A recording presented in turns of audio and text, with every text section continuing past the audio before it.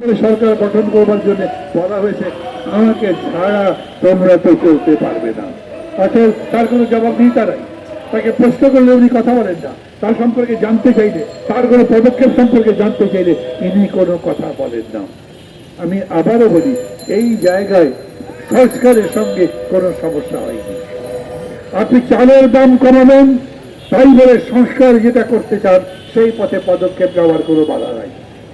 আপনার কোনোই প্রয়োজন ছিল না সংস্কারের কাজ তাড়াতাড়ি সম্পন্ন করবার জন্য। আপনি যে পরিবারগুলোর কাজ বন্ধ করে দিলেন, এটার কোনো দরকার ছিল না। কেন করা হয়েছে? কেন করা হয়েছে?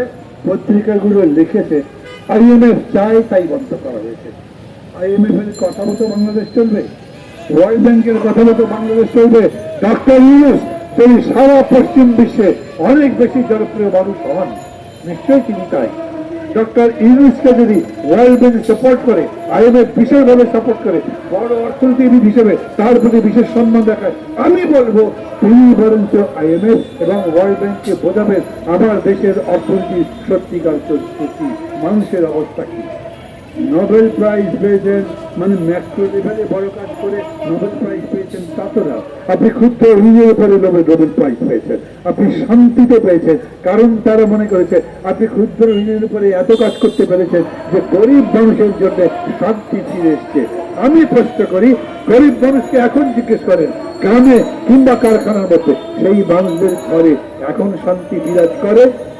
দ্রব্যমূল্যের কারণে করে না। এই হলো বাস্তব এবং এই হলো সত্যি। যেই কারণে তিনি doctor Mohammad Yunus Nobel prize পেয়েছিলেন, সেই কারণ এখন নষ্ট হয়ে গেছে, হারিয়ে গেছে। সেই কাজ এখন মানুষের কোন কল্যাণে আসছে না।